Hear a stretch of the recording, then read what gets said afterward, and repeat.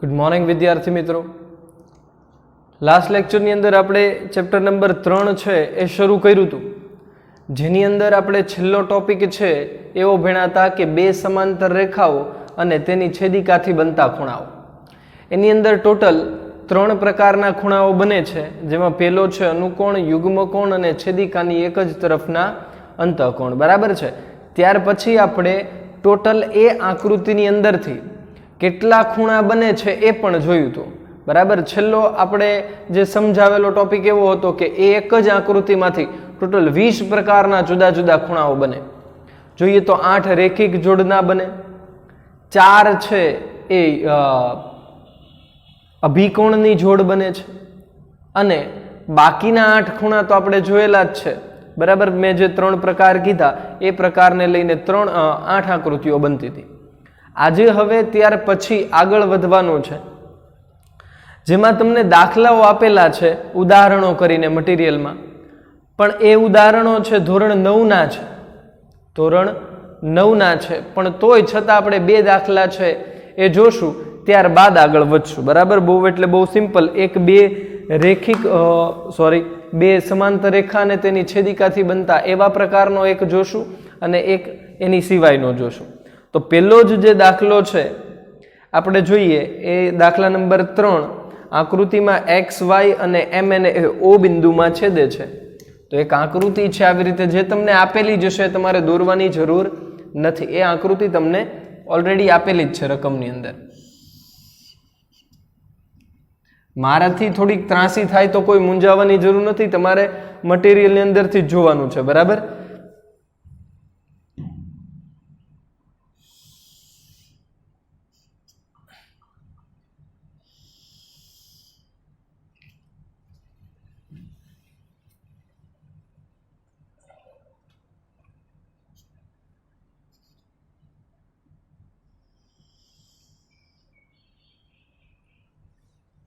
ચાલો, તો આવા પ્રકારની કંઈક આકૃતિ છે ભાઈ. બરાબર છે.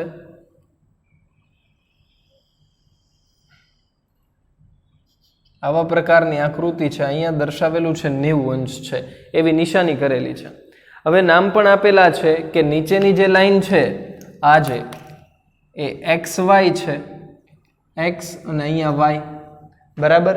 ત્યાર પછી એમ અને એન, અહીંયા લખો એમ, અહીંયા એન, જે ઓ બિંદુમાં છેદે છે, એટલે કે અહીંયા ઓ નામનું એક બિંદુ છે. ત્યારબાદ ઉપર પી નામ આપેલું છે, અહીંયા પી. બરાબર કે નહીં? તો આવા પ્રકારની આકૃતિ છે, ઓ બિંદુમાં છેદે છે. હવે આગળ એવું છે કે ખૂણો પી ઓ વાય બરાબર 90 અંશ. ખૂણો પી ઓ વાય બરાબર 90 અંશ આ આપેલું છે આપણને રકમની અંદર. આગળ કીધું છે કે ભાઈ a/b બરાબર 2/3, તો c શોધો. જો અહીંયા લખેલા છે આવા પ્રકારના નામ છે, આ a છે, આ b છે અને આ ખૂણો c છે. તો a/b આપેલું છે. શું આપેલું છે? તો કે a/b બરાબર 2/3 આવું આપેલું છે રકમની અંદર. તો આપણે a, b અને c શોધો. બરાબર. આપણે બાકીના 3 છે એ ખૂણા શોધવાના છે. ખરેખર એ 2 જ આપ્યા છે અને બાકીના 3 ખૂણા શોધવાના છે. સૌથી પહેલા વિચારીએ ભાઈ, બહુ એટલે બહુ ઈઝી દાખલો છે, જરીક પણ અઘરો નથી. ધોરણ 9ની ટેક્સ્ટ બુકનો દાખલો છે. બરાબર. સમજીએ કે જો આ તમને 90 કહી દીધું, પી ઓ વાય, એટલે કે આ ભાગનો જે ખૂણો છે એ 90 અંશનો છે. બરાબર. તો મેં તમને એવું કીધેલું કે જો માની લ્યો કે આ છે એ લાઈન છે જ નહીં, એટલે કે ઓ એમ કિરણ છે જ નહીં, એવું માની લ્યો. ઓ એમ કિરણ છે જ નહીં, આ છે જ નહીં ભાઈ. તો હવે કયો ખૂણો રહ્યો? તો કે પી ઓ એક્સ આખો. પી ઓ એક્સ આખો. બરાબર કે નહીં? તો આ પી ઓ એક્સ અને પી ઓ એમ એ બે થઈને એક રેખા બનાવી દે છે, એટલે એ બે રેખિક જોડના કહેવાય કે નો કહેવાય? ફરીવાર પી ઓ વાય અને પી ઓ એક્સ, એટલે કે આની વાત નથી કરતો, આ ભૂલી જાઓ થોડીક વાર. બરાબર કે નહીં? આ નથી. તો પી ઓ એક્સ જે છે એ રેખિક જોડના બને બંને ખૂણા કે નો બને? બને ને, કારણ કે બંને થઈને એક સીધી લાઈન બની જાય છે, એક રેખા બની જાય છે. તો આપણે સમજીએ ભાઈ કે ભાઈ ખૂણો POY વત્તા ખૂણો POX બરાબર 180. કારણ આપવું પડે ભાઈ. શું કામ 180? કારણ કે રેખિક જોડ છે, રેખિક જોડના ખૂણા, આવું કેવું પડે, બરાબર. ત્યારબાદ જોઈએ તો કે POY તો આપી દીધું છે 90° વત્તા POX બરાબર 180. ચલો આ 90 ઓલી સાઈડ વયા જાય તો બાદ થઈ જશે, એટલે POX બરાબર 90° થઈ જશે કે નહીં? POX બરાબર 90° થઈ જશે તો કે હા. ઓકે, હવે એ POX માં આ OM કિરણ દોર્યું એટલે એના બે ભાગ પડી ગયા, A અને B એમ કે નહીં? A અને B એમ ભાગ પડી ગયા. હવે કોના ખરેખર કોના ભાગ પડ્યા? તો કે POX ના ભાગ પડ્યા. હવે ઈ ખૂણો કેટલા અંશનો હતો? 90° હતો. 90 ના બે ભાગ પડ્યા. જો કોઈ ખૂણાનો સરવાળો 90 થઈ જાય એટલે બે ભાગ પડી ગયા, એટલે બેયનો સરવાળો 90 જ થશે, કારણ કે આખો ખૂણો તો 90° નો જ છે. તો બેયના ભાગ છે એ પડ્યા ની બેયનો સરવાળો 90 થઈ જાય, બરાબર. તો એ બે કોટી કોણ કહેવાય? આવું આપણે અગાઉ ભણેલા છીએ ભાઈ કે નહીં? આ POX જે છે 90° નો છે, 90° ના બે ભાગ પડે છે, એટલે આ બે એકબીજાના કોટી કોણ કહેવાય. શું કહેવાય? એકબીજાના કોટી કોણ કહેવાય. તો A જેમ B એટલે કે A વત્તા B બરાબર 90 થાય કે ન થાય? જોવો જોઈએ. અહીં લખું A પ્લસ B બરાબર 90°. શું કામ? કારણ કે કોટી કોણ છે ભાઈ, કોટી કોણ કે નહીં? ઓકે, ચાલો. તો A એટલે તો કે 2 અને B એટલે 3, પણ A એટલે 2 અને B એટલે 3 એમ લખાય નહીં. એને શું લખવું પડે? 2x અને 3x બરાબર 90, બરાબર. ચલો 2x ને 3x એટલે કે 5x બરાબર 90. ચલો 90 x ને કરતા બનાવવું તો 90/5 કે નહીં? તો x બરાબર 18×5 થાય. x મળી ગયો ભાઈ. અહીંયાથી શું મળી ગયું આપણને? x મળી ગયો. પણ મારે x ની જરૂર નથી ભાઈ, મારે તો A, B અને C જોતા છે. તો ચાલો અહીંયાથી A અને B તો મળી જશે, પછી C ગોતવા માટે પ્રયત્ન કરીએ. જો A એટલે તો કે 2x, B એટલે તો કે 3x.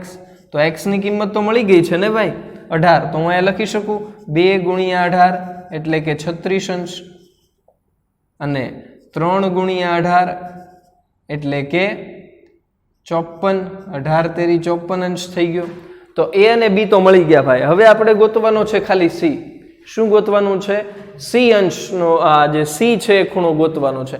એની માટે તમારે આકૃતિને વ્યવસ્થિત રીતે સમજવી પડે, જોવી પડે. સમજો. હવે આ B અને C એટલે કે આ ઉપરનો પોર્શન કાંઈ ન હોય ભાઈ. જો હું ભૂસી નાખું હવે, કારણ કે હવે મને આમ થોય કામ નથી લાગવાનું. આ કાંઈ ન હોય, આ હોય જ નહીં કાંઈ, બરાબર. તો આ બે ખૂણો B અને C જે છે રેખિક જોડના કહેવાય. જો તો આ ભૂલી જાવ એટલે સીધી એક રેખા બની જાય કે નહીં? બરાબર છે. તો આ ભૂલી જઈએ તો સીધી એક રેખા બની જાય છે, એટલે B અને C કેવા ખૂણા કહેવાય? રેખિક જોડના ખૂણા કહેવાય ભાઈ. B અને C કેવા છે? રેખિક જોડના ખૂણા છે. ખૂણાનું નામ બોલું તો MOX અને XON એ બે રેખિક જોડના ખૂણા છે. એ બે કેવા છે? રેખિક જોડના ખૂણા છે. જો હું લખું છું હવે તો ખૂણો MOX પ્લસ ખૂણો XON બરાબર 180. શું કામ ભાઈ? કારણ કે રેખિક જોડ છે ભાઈ.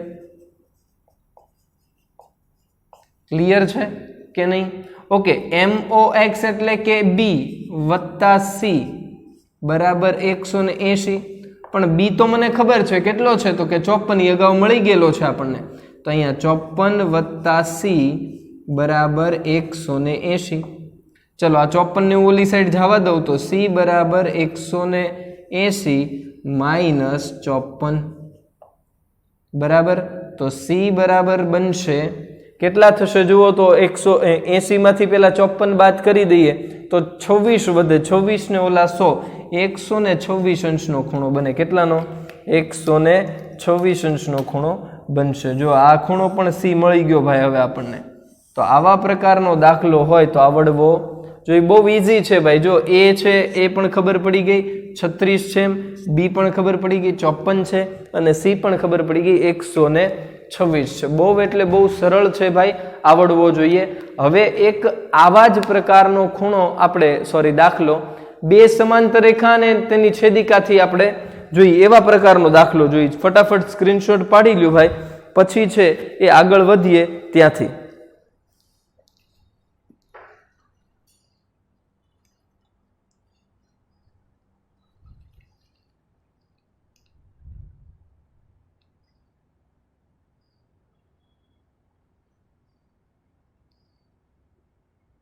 ચલો પાડી લીધો સ્ક્રીનશોટ ભાઈ, તો આગળ વધીએ ભાઈ. ત્યાર પછીનો બીજો જે દાખલો છે એ કંઈક એવા પ્રકારનો છે કે બે સમાંતર રેખા આપેલી હોય અને એક એની છેદિકા હોય અને એનાથી બનતા ઘણા બધા ખૂણાઓ છે, પણ આપણે બે ખૂણા ગમે એ ગોતવાના હશે. બરાબર, ચલો આ ભૂસી નાખું છું ભાઈ.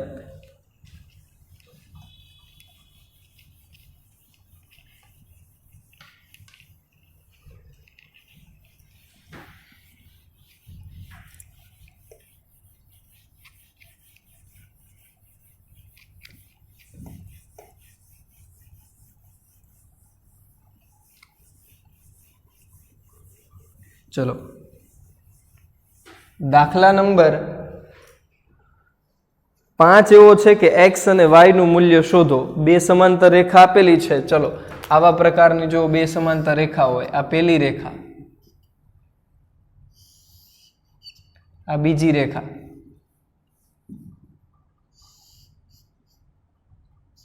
અને આ એક એની છેદિકા.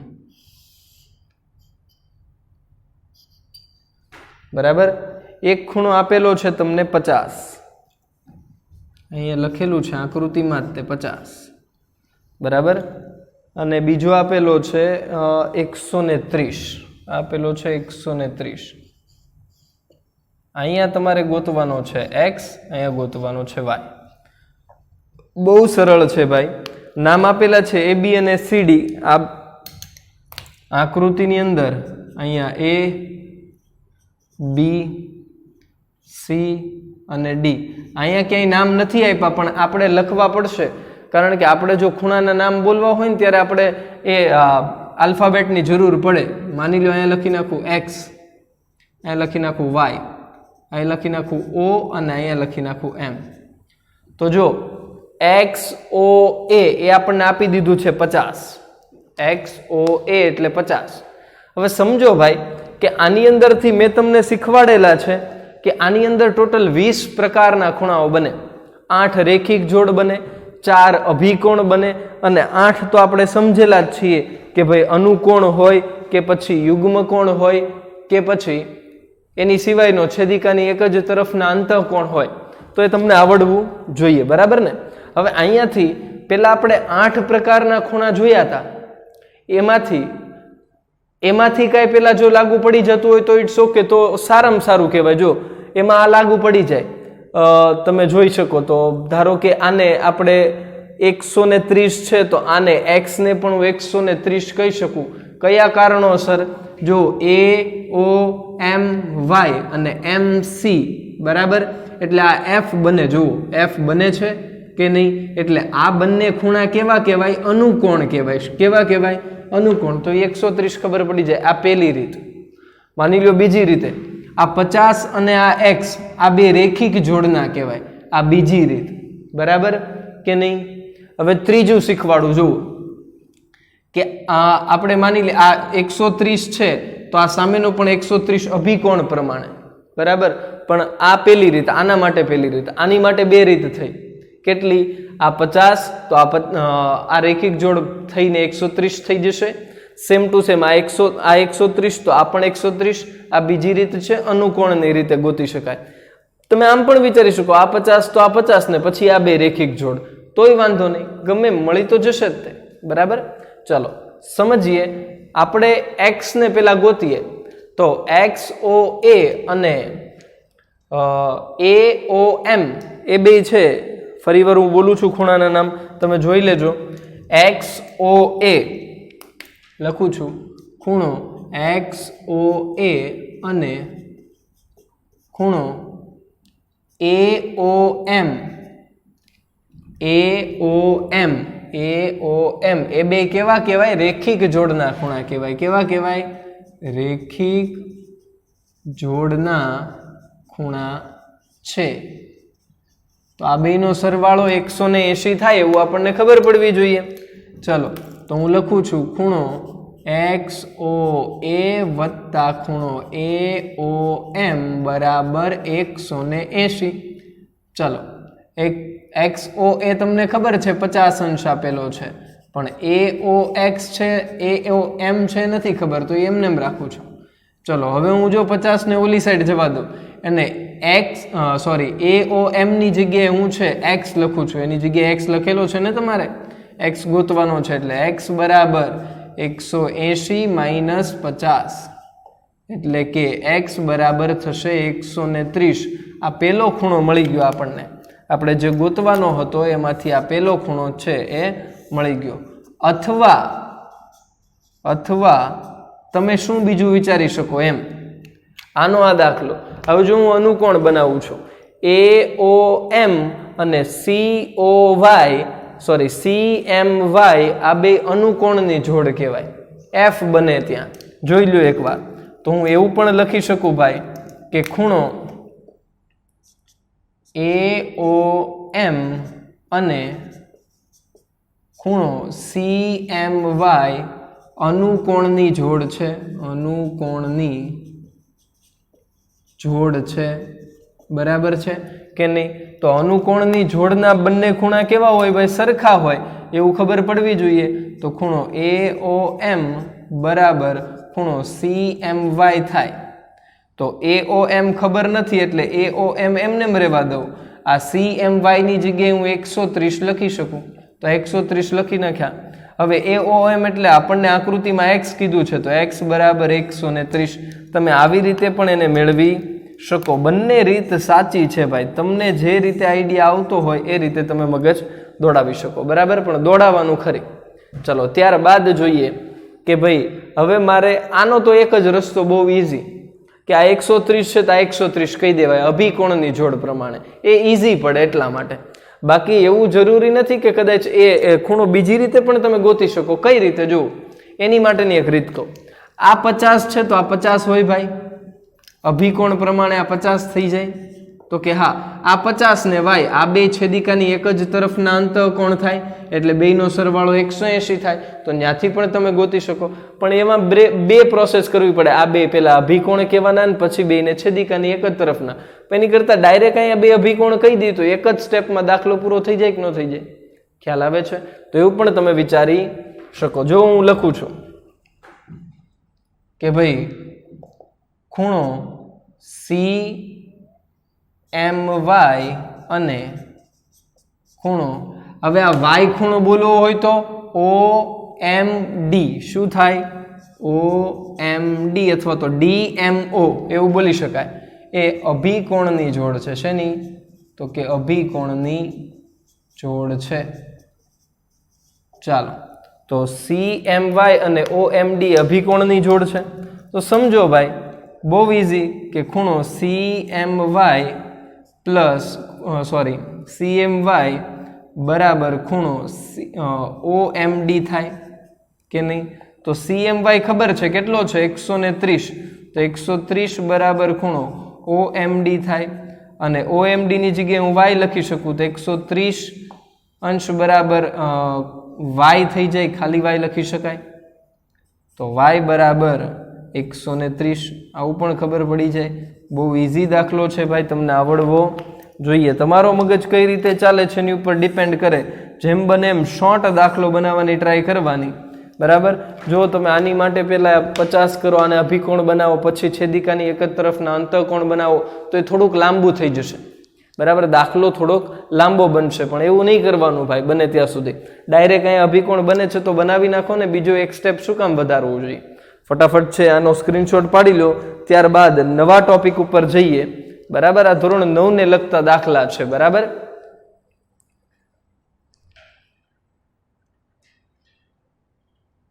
ચાલો સ્ક્રીનશોટ પાડી લીધો હોય તો આપણે આગળ વધીએ ભાઈ. હવે પછીનો ટોપિક જે છે એવો છે કે ત્રિકોણ. ત્રિકોણ તો બધાને ખબર છે ભાઈ, પણ આપણે ભણવાનું છે ત્રિકોણના બહિષ્કોણ વિશે.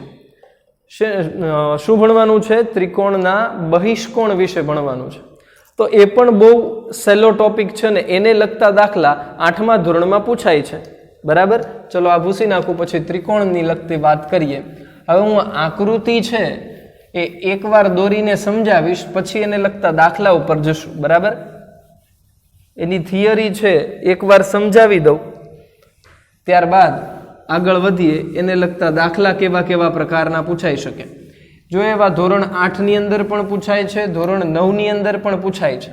એટલે તમને છે અત્યારથી આવડવા જોઈએ, એટલે તમે ધોરણ 9ની અંદર તમને કોઈ પણ જાતનો પ્રોબ્લેમ ન થાય, નવું ન લાગે કે આ કાંઈ નવું છે આપણા માટે. બરાબર, આપણે ઘણું બધું ધોરણ 9નું ઓલરેડી ભણાવી દઈએ છીએ, ધોરણ 8ની અંદર જ તે. ચાલો, ત્રિકોણ છે, ત્રિકોણ કંઈક આવી આકૃતિ છે એની.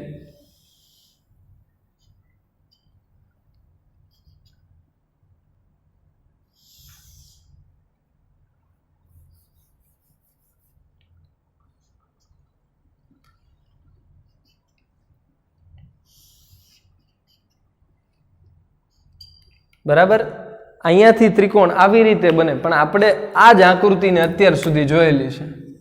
આ નામ આપી દઉં ABC. બરાબર, ABC, ત્રિકોણ ABC. હવે ખરેખર ત્રિકોણ આવી રીતે બનતો હોય છે. 3 પરસ્પર, આ એની વ્યાખ્યા છે. ત્રિકોણની વ્યાખ્યા જો 1 માર્કમાં પૂછાય તો તમને આવડવી જોઈએ.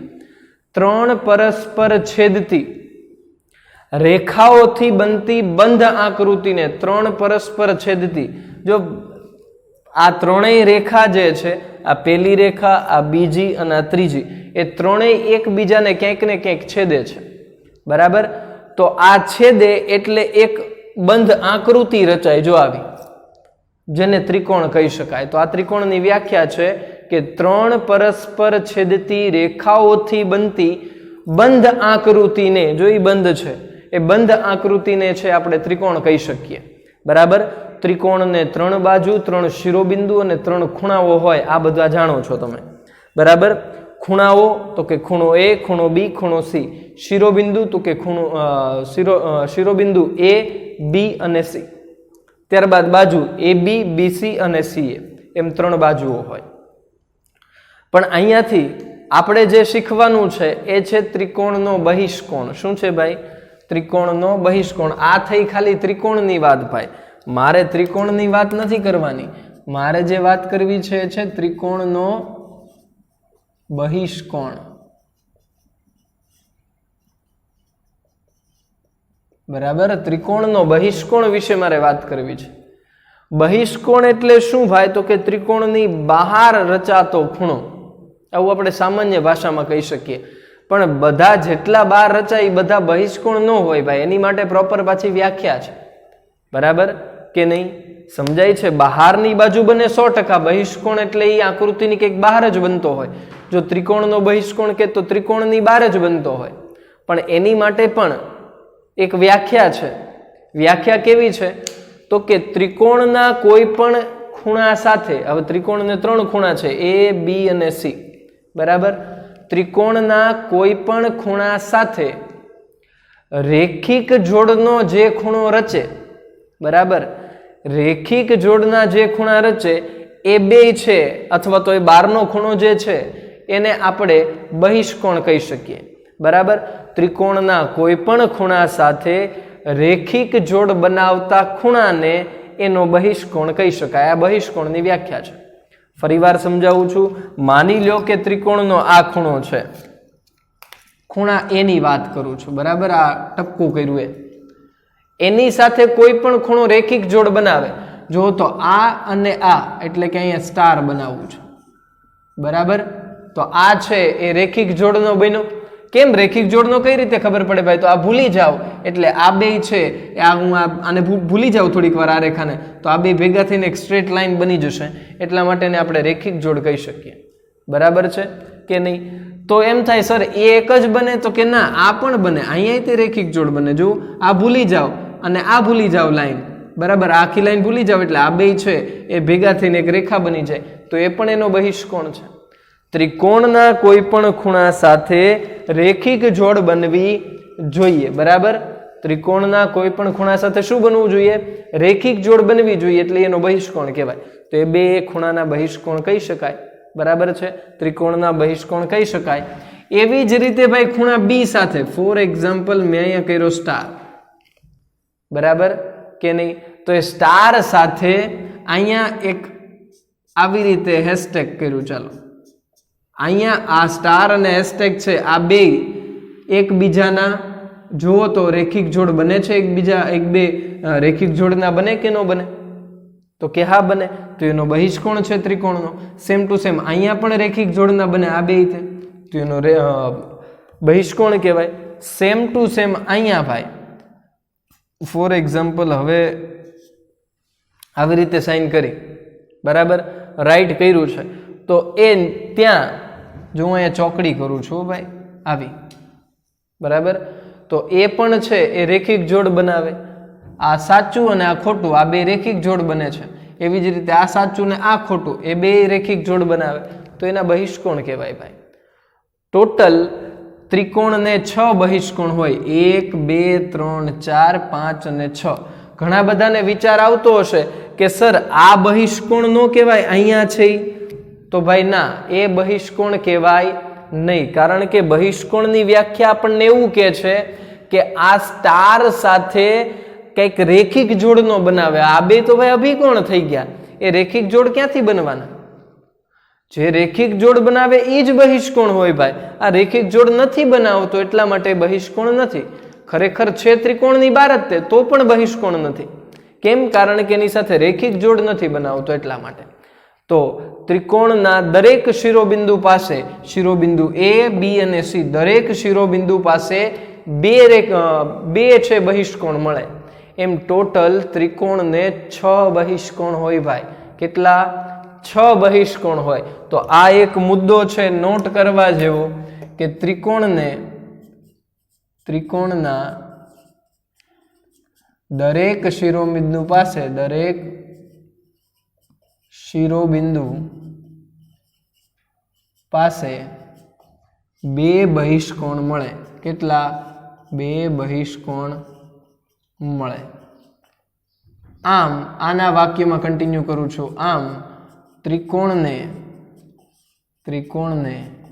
6 બહિષ્કોણ હોય. કેટલા? 6 બહિષ્કોણ હોય.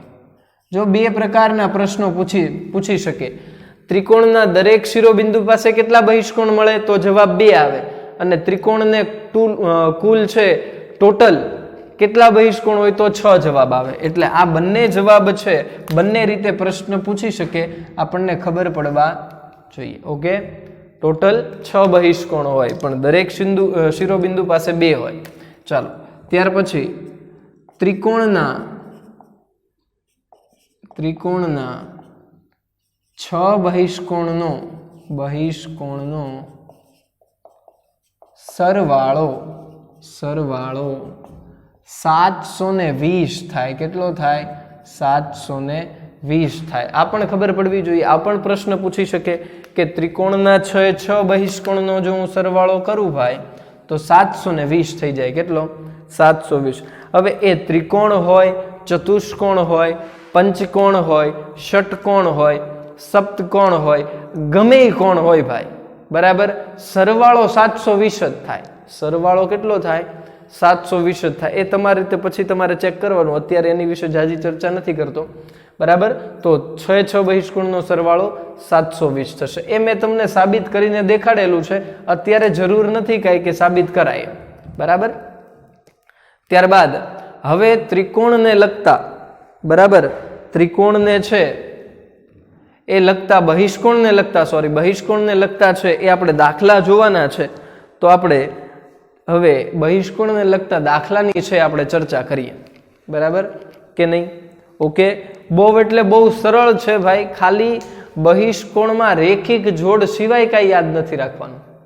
બહિષ્કોણમાં રેખિક જોડ સિવાય કાંઈ યાદ રાખવાનું થતું નથી. ચલો આ આકૃતિ ભૂસી નાખું છું. આપણે હવે બહિષ્કોણના દાખલા વિશે છે ચર્ચા કરીએ. જોઈએ દાખલા કેવા પ્રકારના પૂછાય. એમાં પણ 2 દાખલા કરાવીશ, પછી છે આગળના ટોપિક વિશે ચર્ચા કરશું. બરાબર.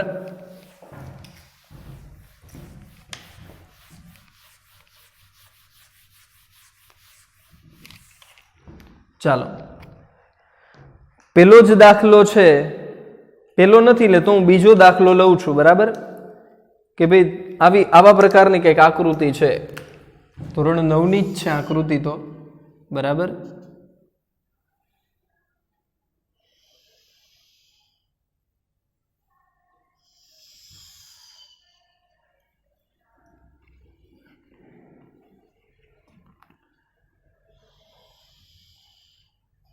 આવા પ્રકારની છે એ કંઈક આકૃતિ છે.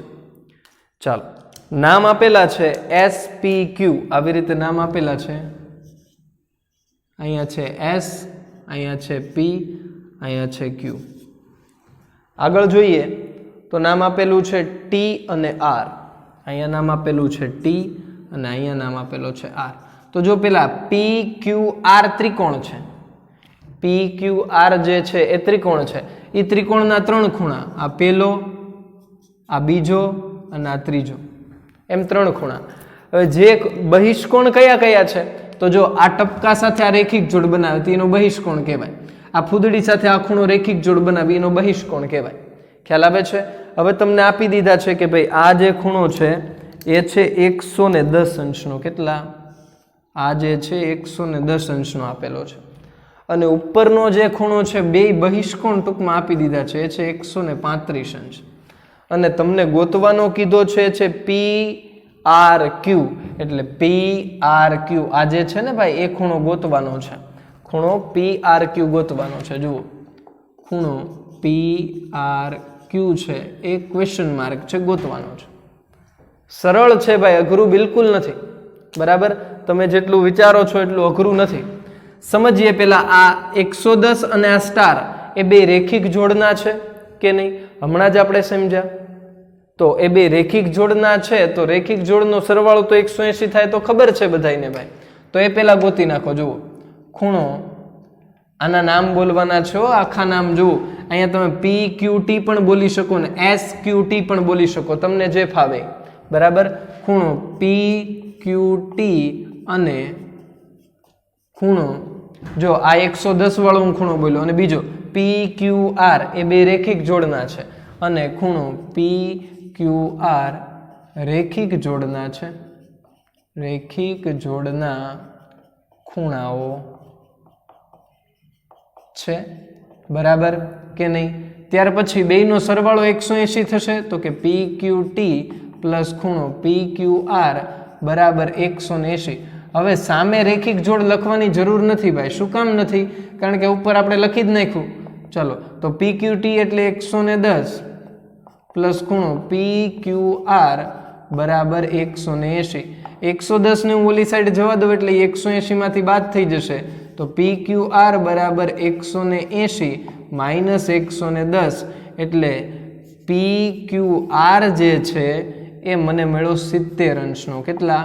70 અંશનો. એ તો ખબર પડે ને, રેખિક જોડ છે ભાઈ. લખવું જ થોડુંક અઘરું છે, બાકી તો સહેલું છે ભાઈ. જો લખતા આવડી જાય તો મજા જ આવે લખવાની એક તારીખ. બરાબર, ચલો આ ગોતી લીધો. સેમ ટુ સેમ આવું અહીંયા લખવાનું છે આની માટે. બરાબર કે નહીં? તો એના નામ બોલીએ તો આવું છે. જો SPR 135, અને મારે આ ટપકું ગોતવું છે, એટલે કે કયો ખૂણો થાય? અહીંયા P થી શરૂ ન કરાય, P ને વચમાં લેવાનો છે. RPQ, કયો? RPQ અથવા તો QPR જે લખો. બરાબર, તો ચાલો પાછા લખીએ ભાઈ કે 2 ખૂણા પણ છે એ રેખિક જોડના છે.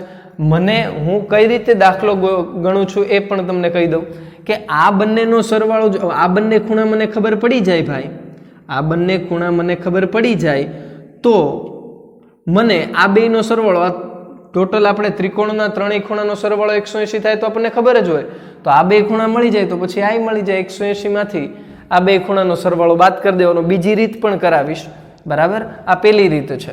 ખૂણો SPR અને ખૂણો SPQ રેખિક જોડના છે, રેખિક જોડના ખૂણાઓ છે, બરાબર છે કે નહીં? ચલો તો આ બેનો સરવાળો જોઈએ. ખૂણો SPR વત્તા ખૂણો SPQ બરાબર 180. બાજુમાં રેખિક જોડ લખવાની જરૂર નથી, કાં તો ઉપર લખો ને કાં તો બાજુમાં લખો, જે તમને ફાવે. બરાબર, તો SPR અને SPQ. SPR મને ખબર છે 135 અંશ, 135 અંશ વત્તા ખૂણો SPQ બરાબર 180. ચલો ખૂણો SPQ છે એ ગોતવો હોય તો 180 માંથી આ 135 ઓલી સાઈડ વયા જાય એટલે બાદ થઈ જશે. 135 બાદ કરું તો SPQ જે છે એ મને મળશે 45 અંશ. કેટલો? 45 અંશ. તો બે ખૂણા મળી ગયા. હવે ત્રિકોણના ત્રણેય ખૂણાના સરવાળાના નિયમ પ્રમાણે આપણે બે ખૂણાનો સરવાળો છે એ બે ખૂણા ખબર પડી ગઈ તો ત્રીજો ખૂણો ખબર પડી જ જાય ભાઈ. તો અહીં લખું છું કે ત્રિકોણ PQR માટે, હવે જે ગણતરી કરીએ છીએ ત્રિકોણ PQR માટે કરીએ છીએ, તો ખૂણો P ખૂણો Q પ્લસ ખૂણો R બરાબર 180. ખૂણો P પ્લસ ખૂણો Q પ્લસ ખૂણો R બરાબર 180. જો મને P ખબર છે, P આ જોર્યું અહીંયા, જો વચમાં હોય ને ભાઈ એ હોય, SPQ લખ્યું છે ને તો P વચમાં છે, મતલબ કે P નું માપ છે. કેટલું છે? તો કે 45. તો એ લખી નાખો 45 પ્લસ Q પણ ખબર છે, જો કેટલો છે 70, 70 લખી નાખો. R નથી ખબર તો ખૂણો R એમને 180. ક્લિયર? ચલો 45 વત્તા 70 એટલે 115 વત્તા ખૂણો R બરાબર 180. આ 115 ને ઓલી સાઈડ જવા દો તો ખૂણો R બરાબર 180 માઇનસ 115. તો તમે જોઈ શકો કે ખૂણો R બરાબર શું મળી જાય? 180 માંથી 15 બાદ કરી દો એટલે 65 મળે. કેટલો? 65. એટલે કે R નું પૂરું નામ શું હતું ભાઈ? PRQ. શું હતું? PRQ. એ ખૂણો આપણને મળી ગયો ભાઈ. કેટલો? તો કે 65 અંશનો. તો આવી રીતે તમે આ દાખલો છે ગણી શકો. ખ્યાલ આવે છે કે નહીં? બહુ એટલે બહુ ઈઝી છે ભાઈ. બીજી રીત કહું છું. બીજી રીત છે એક નિયમ જ છે, બરાબર? શું છે? નિયમ પ્રમાણે. કયો? સમજો કે કોઈ પણ એક, માની લો કે અત્યારે આપણે આ ખૂણાની વાત કરીએ છીએ 135 અંશ. આ કેટલો છે? 135 અંશ. તો એની સાથે જે રેખિક જોડ બનાવે છે એ ખૂણા સિવાયના બીજા બે ખૂણા કયા? તો કે આ સ્ટાર અને આ રાઈટ સાઇન છે કે નહીં? બહિષ્કોણ છે, આ બહિષ્કોણની વાત કરું છું તો એની સાથે રેખિક જોડનો ખૂણો આ બનાવે, એને ઘડીક વાર ભૂલી જાઓ, એને ઘડીક વાર ભૂલી જાઓ. બરાબર? તો આની સિવાયના બે ખૂણા એટલે કયા? આ બે. તો આ બેનો સરવાળો કરું ને એટલે ભાઈ 135 થઈ જાય. આ બેનો સરવાળો કરું તો શું બની જાય? 135 થઈ જાય ભાઈ. આ નિયમ છે કે બહિષ્કોણનો જે બહિષ્કોણ છે કેવડો થાય? તો કે એની સાથે જે રેખિક જોડ બનાવે છે એની સિવાયના બે ખૂણાના સરવાળા જેટલો થાય ભાઈ. આ નિયમ છે. બરાબર? તો એ ખૂણો ગોતવો હોય તો એની માટે મારે આ 70 તો જોશે જ. તે આ તો મેં ગોતી જ લીધું છે 70. હવે 70 વત્તા રાઈટ સાઇન કરું ને એટલે 135 થઈ જાય. 70 વત્તા રાઈટ સાઇન કરું એટલે આ ગણતરી તો તમારે ફરજિયાત કરવી પડે. પછી શું કરવાનું? તો કે આ બેનો સરવાળો લખવાનો, એટલે કે PQR અને PRQ બરાબર SPR થાય. આવું લખાય. બરાબર? એ બેનો સરવાળો કરો તો 70 તો ખબર છે, 135 માંથી 70 બાદ કરી દો એટલે 65 મળે કે નહીં? સમજાય છે? તો આવા પ્રકારનો છે એ દાખલો હોય તો તમને આવડવો જોઈએ. હજી એક દાખલો છે એ જોઈ લઈએ, ત્યારબાદ છે આગળ આપણે પાછા વધીએ. હવે જોઈ લો, ફટાફટ સ્ક્રીનશોટ પાડી લો, પછી છે એ આગળ એક દાખલો છે એ જોઈ લઈ. હજી પાડી લીધો ભાઈ સ્ક્રીનશોટ? હજી એક આવો દાખલો, બે સમાંતર રેખા હોય ને એની વચ્ચે ત્રિકોણ બનતો હોય એવા પ્રકારનો. જો દાખલો સરળ જ છે ભાઈ, દાખલા બિલકુલ અઘરા નથી.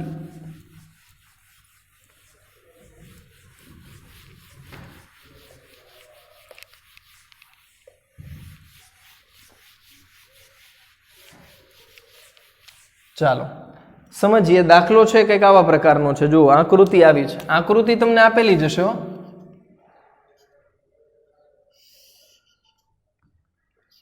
એની વચ્ચે એક ત્રિકોણ બને છે આવી રીતે. મારાથી ભલે વ્યવસ્થિત ન બને, ત્યાં વ્યવસ્થિત જ આપેલો છે એટલે તમે ન મૂંઝાતા પાછા. ચલો એ બી, આ રેખાનું નામ છે એ બી, બરાબર. નીચેની રેખાનું નામ છે સી ડી અને ત્રિકોણનું નામ છે એ છે પી ક્યુ આર. એટલે ત્રિકોણમાં અહીંયા પી, અહીંયા ક્યુ અને અહીંયા આર, બરાબર કે નહીં? હવે તમને શું આપેલું છે? તો કે આ 50 આપેલો છે, આટલો ખૂણો છે એ 50 આપેલો છે, બરાબર. ત્યારબાદ આ જે છે એ વાય કીધું છે એટલે એ ગોતવાનો છે, બરાબર. ત્યારબાદ આ પણ ગોતવાનો છે, આ એક્સ કીધેલો છે, બરાબર. હવે 127 આ ખૂણો આપેલો છે 127, 127, બરાબર. ઓકે, ચાલો ગોતવાનો છે એક્સ અને વાય મેળવો. એક્સ અને વાય છે ગોતવાના છે, તો આપણે એવું કહી શકીએ કે એક્સ ક્વેશ્ચન માર્ક અને વાય પણ ક્વેશ્ચન માર્ક. એક્સની જગ્યાએ હું આખા ખૂણાનું નામ લખી શકું પી ક્યુ આર, અને વાયની જગ્યાએ ક્યુ પી આર અથવા તો આર પી ક્યુ એવું લખી શકાય, બરાબર. તો લખી નાખીએ ચાલો કે ખૂણો પી ક્યુ આર ગોતવાનો અને ક્યુ આ વાય એટલે ખૂણો આર પી ક્યુ અથવા તો ક્યુ પી આર જે લખો આ બે ખૂણા ગોતવાના છે. બહુ એટલે બહુ ઇઝી છે ભાઈ. એક ખૂણો તો સાવ સરળ છે, એક ખૂણો સાવ સરળ છે. કઈ રીતે? તમે જુઓ તો એ પી ક્યુ આર આમ જુઓ તો આમ બને છે ઝેડ, દેખાય છે ઝેડ દેખાય ને? તો ઝેડમાં આ 50 અને આ એક્સ એ બે કેવા કહેવાય? યુગ્મ કોણ કહેવાય ભાઈ. ઝેડ એટલે શું થાય? યુગ્મ કોણ. તો યુગ્મ કોણ તો આવડે જ નહીં યાર, કેમ એમ કરો છો? ચાલો જુઓ તો એ બે ખૂણાના નામ લખી નાખીએ કે ખૂણો એ પી ક્યુ અને ખૂણો પી ક્યુ આર યુગ્મ કોણની જોડ છે. શેની?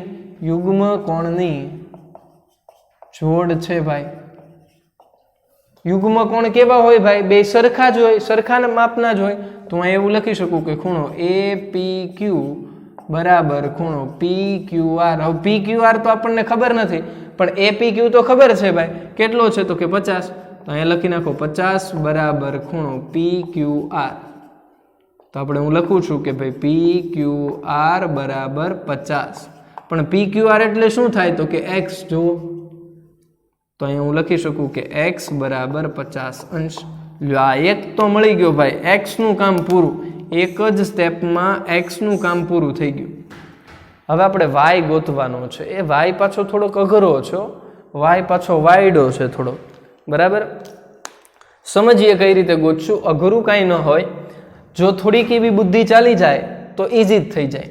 ચલો સમજો કે એ પી આર ડી આમ ઝેડ બને. તો કે લાગતો તો નથી ઝેડ, પણ બે સમાંતર રેખા ને એની છેદિકા હોય એટલે ઝેડ એફ સી બધું બનાવી શકીએ, બરાબર. તો આ હું આવી રીતે ઝેડ, ખરેખર તો ઝેડ તો આમ દેખાય છે સર, એ પી ક્યુ આર અથવા તો ડી સુધી એમ ઝેડ દેખાય છે, આ ઝેડ નથી દેખાતું, પણ એ ઝેડ જ કહેવાય ભાઈ, એ ઝેડ જ કહેવાય. ઊંધો જુઓ તો આ ઝેડ નો દેખાય. જો બી પી ક્યુ સી એ પણ ઝેડ નો દેખાય, તોય પણ આપણે માનીએ છીએ કે નહીં? તો એવી જ રીતે અહીંયા છે ભાઈ કે એ પી આર ડી આમ છે એ ઝેડ બને. શું બને? ઝેડ બને. એટલે કે યુગ્મ કોણ છે. તો ચાલો એ બેયને યુગ્મ કોણ કહી દઈએ. જોજો ખાસ અહીંયા નામ લખું ને એની ઉપર ધ્યાન દેજો ભાઈ. ખૂણો એ પી આર અને ખૂણો પી આર ડી યુગ્મ કોણ છે. શું છે? યુગ્મ કોણ છે. તો એનો મતલબ થાય કે આ બે કેવા હોય? તો કે સરખા હોય ભાઈ. શું હોય? સરખા હોય ને. તો અહીં લખું છું, જુઓ ખૂણો એ પી આર બરાબર ખૂણો પી આર ડી થાય. ચલો પી આર ડી તો ખબર છે કેટલો થાય? તો કે ખૂણો એ પી આર બરાબર પી આર ડી એટલે કેટલો? તો કે 127. તો આ 127. પણ આ APR જે છે એમાં થોડુંક મને ડાઉટ લાગે છે. કેમ, તમને લાગે છે કે નહીં? તો કે APR એટલે તો આ બે ખૂણા નો થયા, આ ને આ ભાઈ રાઈટ રાઈટ કર્યું એ જુઓ તો એ ખૂણાનો તો બે ભાગ પડે છે. અહીંયાથી એક રેખા પસાર થઈ, એક કિરણ પસાર થયું, તો આ બેના તો બે ભાગ પડી ગયા કે નહીં? કયા કયા ભાગ પડ્યા? તો કે APR ભાગ પડ્યો અને QPR ભાગ પડ્યો, એમ બે ભાગ પડ્યા કે ન પડ્યા? તો કે હા સર, એના તો બે ભાગ પડ્યા. તો હું એની જગ્યાએ બે નામ લખું છું. ચાલો, ખૂણો APQ પ્લસ ખૂણો QPR, આમ બે ભાગ પડ્યા, પણ એ બેનો સરવાળો તો 127 થાય. આના બે ભાગ પડ્યા છે. આ જે છે ભાઈ, આ જે ભાગ APR છે એના બે ભાગ પડેલા છે. આ બે ભાગ એના છે, બરાબર કે નહીં? તો APQ તો ખબર છે ભાઈ 50. જો ને અહીંયા રહ્યો APQ ની જગ્યાએ મેં 50 લખેલા છે. આકૃતિમાં તમે જોઈ શકો. તો એની જગ્યાએ હું 50 લખી શકું ભાઈ. તો એ 50 પ્લસ ખૂણો QPR ની જગ્યાએ હું y લખી શકું હો ભાઈ. QPR ની જગ્યાએ જો, અથવા તો QPR અથવા તો RPQ એની જગ્યાએ y લખી શકાય. એ તમને ખબર છે ને, પાછી શરૂઆતમાં કીધું હતું. તો જો અહીંયા લખું છું. હવે ચલો, તો હું 50 ને ઓલી સાઈડ જવા દઉં, અથવા તો પેલા 50 પ્લસ y બરાબર 127 અંશ. ચલો, y બરાબર 127 માઇનસ 50 અંશ. કેટલા થાય ભાઈ? પેલા આપણે આમાંથી આપણે 50 20 માંથી 50 બાદ કરી નાખીએ એટલે 70 ને 77 વધશે. y બરાબર વધશે 77 અંશ. તો આ છે એ આપણો જવાબ છે ભાઈ, કે નહીં? સમજાણું ભાઈ? 127 માઇનસ 50 એકવાર કરી જ જોઈએ ભાઈ. મને ડાઉટ કેમ લાગે છે? 12 માંથી 5 જાય તો 7 વધે, બરાબર છે. તો y બરાબર શું મળી ગયું? 77. તો અહીંયા દાખલો પૂરો થઈ જાય ભાઈ. તો આવા પ્રકારના દાખલા છે એ પૂછાઈ શકે, તો આવડવા જોઈએ. હોમવર્કની અંદર શું કરશો ભાઈ? અહીંયા સુધી આજે રાખીએ. પછી ચતુષ્કોણનો બહિષ્કોણ અને ઘણા બધા ચતુષ્કોણની પહેલા વાત કરવાની છે. એટલે લાસ્ટ લેક્ચર હશે, આની પછીનો લેક્ચરમાં લગભગ આ ચેપ્ટર આપણું રિવિઝન સાથે પૂરું થઈ જશે, બરાબર કે નહીં? ઓકે, હોમવર્કની અંદર તમારે શું કરવાનું છે કહી દઉં. હોમવર્કની અંદર આપણે આજે શરૂઆત ક્યાંથી કરી? ઉદાહરણોથી. એટલે કે પેજ નંબર મટીરિયલના પેજ નંબરની વાત કરું છું. Page number 6 materials, page number 6 બરાબર. એમાંથી કેટલા દાખલા? તો કે એમાંથી 2 દાખલા, કોઈ પણ 2. અને મટીરિયલ પેજ નંબર 7 અને પેજ નંબર 7 એમાંથી પણ કોઈ પણ 2. એમાંથી પણ કોઈ પણ 2. એટલે ટોટલ 4 દાખલા હોમવર્કમાં કરવાના છે. અહીંયા સુધી રાખીએ છીએ આજે. નેક્સ્ટ લેક્ચરમાં પાછા નવા ટોપિક સાથે આગળ વધશું. ઓકે, ક્લિયર છે ભાઈ બધાને? અહીંયા સુધી આજે રાખીએ છીએ. ઓકે.